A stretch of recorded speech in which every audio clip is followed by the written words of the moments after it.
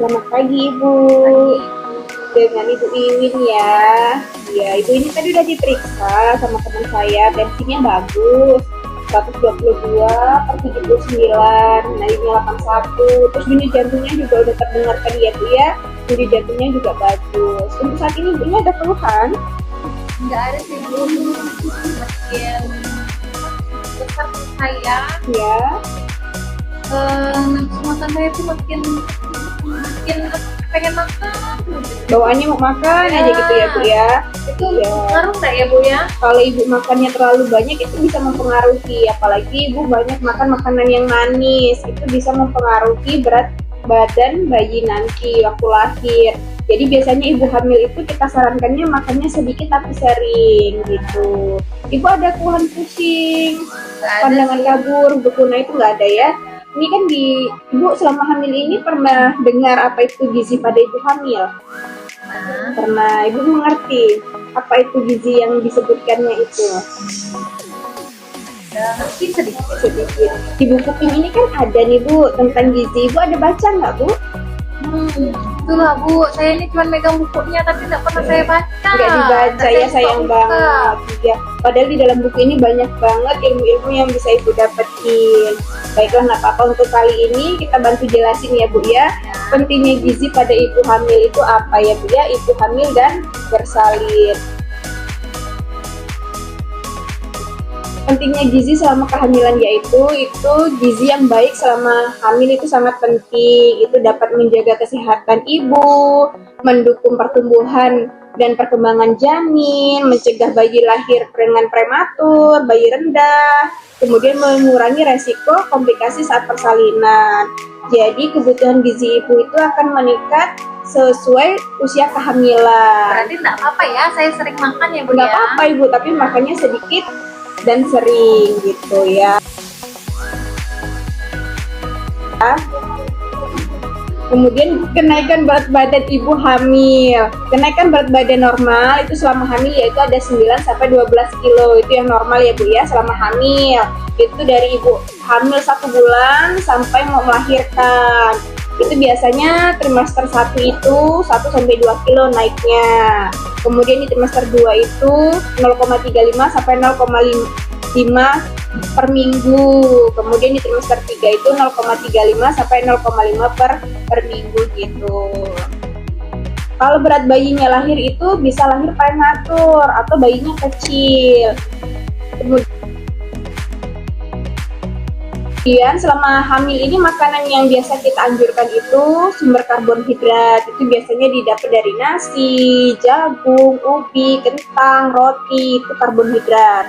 Jadi kalau misalkan ibu udah makan nasi, mau ngambil roti itu agak dijarakin aja gitu ya. Kemudian sumber proteinnya itu ada apa aja? Ada ikan, ada telur, ada ayam, ada daging, tahu, tempe gitu ya Bu ya.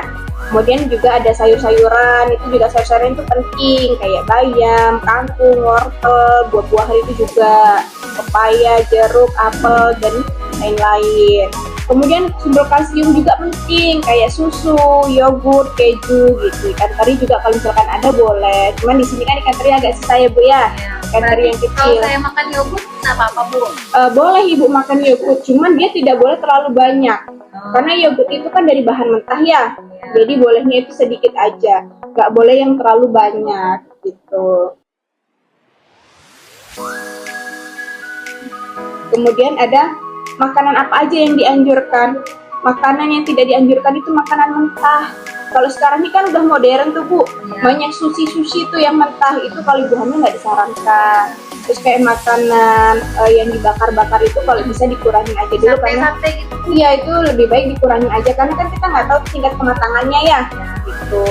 Kemudian makanan yang diawetkan itu kayak makanan kaleng, sarden, apa mie itu dikurangin aja. Alkohol, rokok, minuman bersoda, kopi, kafein yang berlebihan itu nggak usah. Kemudian makanan yang tinggi gula dan lemak, itu tadi yang saya bilangkan sama ibu, makanan yang tinggi gula itu dikurangin karena itu bisa menyebabkan bayi lahir berat, iya besar gitu.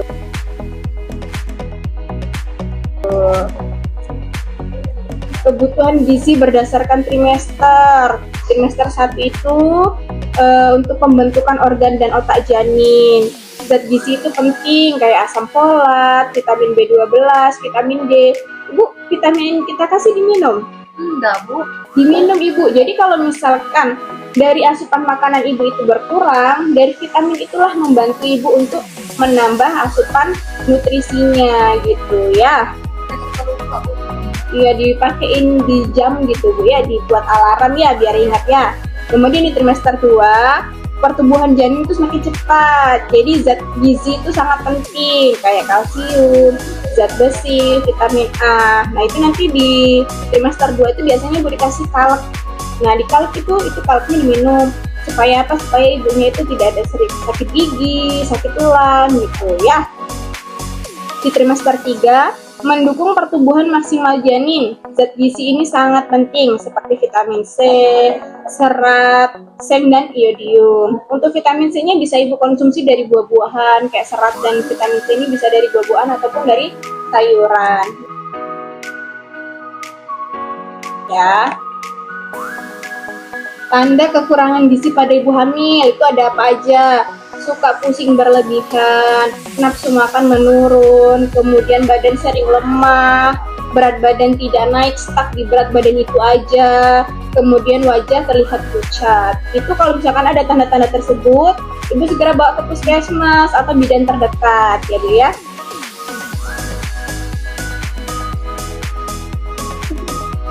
Nutrisi pada ibu bersalin itu manfaatnya apa aja, yaitu untuk memulihkan tenaga ibu setelah bersalin itu, kemudian memproduksi asinya yang bagus, mencegah anemia, mempercepat penyembuhan luka. Kalau misalkan ibu melahirkan ada luka, itu biasanya membantu untuk mempercepat.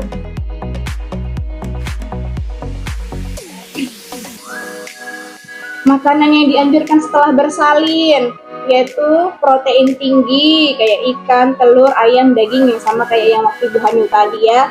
Kemudian sayur dan buah segar, karbohidrat seperti tadi yang saya jelasin, ada tepung, ada roti, ada kentang gitu ya. Terus ada untuk susunya juga ada susu dan makanan yang tinggi kalsium. Manfaat gizi baik bagi bayinya apa?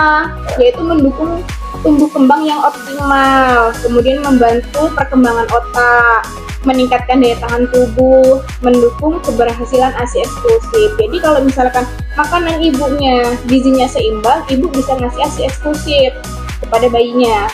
Jadi selama 6 bulan itu ibu tidak ada dikasih makanan apa-apa pada bayi ya, fokus ke ASI. Kemudian peran keluarga, sayang banget ibu kesini sendirian. Kalau ibu kesini tadi sama keluarga, bisa kita bantu jelasin. Apa itu peran keluarga? Yaitu menyediakan makanan bergizi, memberikan dukungan emosional, kemudian meningkatkan kontrol kehamilan dan nifas, membantu pekerjaan rumah. Jadi ibunya nggak terlalu capek, bisa istirahat gitu. Saya dibantu kok.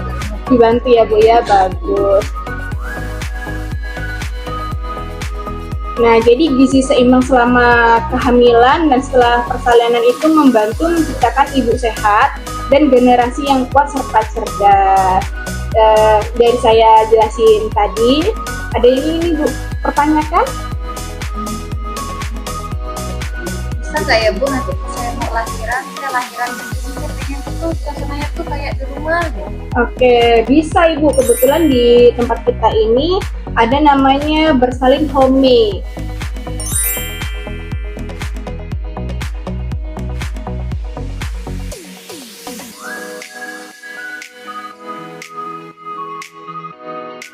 Jadi tempat bersalin kita ini, ibu itu nanti di ruangan sendiri. Jadi kayak di rumah sendiri gitu. Ibu lebih merasa rileks, ibu merasa lebih tenang, ibu bebas mau beraktivitas. Melahirkan bukan hanya tentang menghadirkan kehidupan baru, tetapi juga tentang menciptakan pengalaman yang penuh kasih, aman, dan bermakna. Dengan suasana yang hangat, nyaman, serta didampingi tenaga kesehatan yang profesional, persalinan home hadir untuk membuat setiap ibu merasa tenang dan percaya diri karena setiap ibu berhak mendapatkan pengalaman melahirkan yang indah dan setiap bayi berhak disambut dengan cinta.